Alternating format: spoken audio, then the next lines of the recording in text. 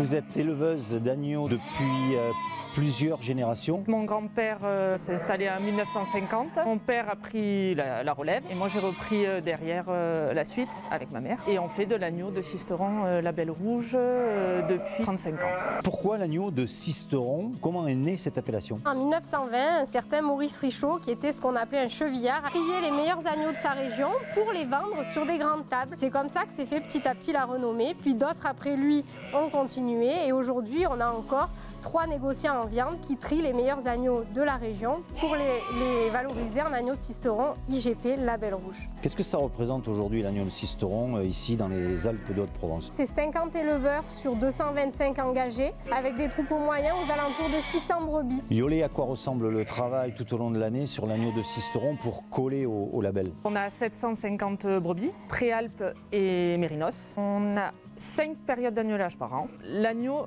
naît sur l'exploitation. Ici. Il est élevé sous la mer pendant 60 jours. Ensuite, il est sevré. Il va manger de la paille qui est produite sur l'exploitation et de l'aliment complet. Et tout est à volonté. Il arrive à maturité à quel moment? Il faut qu'il pèse entre 13 et 19 kilos. Ils sont prêts à partir de 100 jours, en moyenne.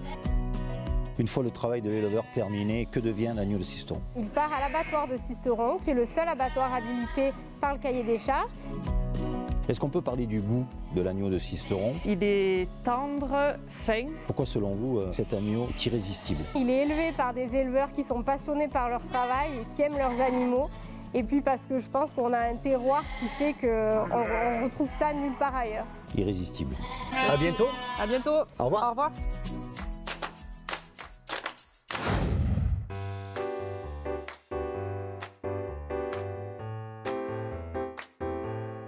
Salut maestro. Bonjour Bruno, comment vas-tu? Ah, ça va super bien quand je vois ce bel agneau, l'agneau de Sisteron, cher à ton cœur. L'agneau qui va être salé et poivré, il faut toujours un peu d'herbe avec l'agneau. Là, on va les mettre Tout de suite, dans de l'huile bien chaude, Voilà. de l'huile d'olive. Hop. Ça, c'est du laurier. Du laurier, de l'hélicryse, de la plante à curry, du serpolet et je crois qu'il y a un peu d'origan aussi avec. Là, je vais mettre un petit peu d'ail, de l'échalote marseillaise. Céleri, je vais pas en mettre beaucoup. Rustiquement coupé. On va l'ajouter là, voilà. Ok, petite garniture. Ça continue à colorer. Là, je vais enlever Donc on enlève le laurier, qui a rempli son rôle. qui a bien parfumé. Ouais. On enlève les herbes alors. Ouais, parce qu'elles commencent à brûler, tu vois. D'accord. Elles ont donné le goût, c'est bien. Ouais, donc c'est bien. Un petit peu de miel, De lavande. de lavande bien sûr. L'agneau de Sisteron, le miel de lavande, que de bons produits. Des Alpes de Haute-Provence, Bien mais sûr. c'est une recette irrésistible. Irrésistible. Et là, on déglace sans trop tarder au vinaigre de Xérès. Voilà, ouais, quand vous voyez les bulles comme ça, là c'est parfait. Là. La réduction est la bonne.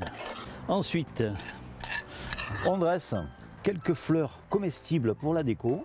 L'agneau de Sisteron au miel de lavande, on déguste sans tarder. Ça se mange chaud. Qu'est-ce que c'est bon. C'est surtout redoutable. Voilà. redoutablement bon. Et irrésistible. Irrésistible, tu as raison. À bientôt. Dans les Toquets du Sud.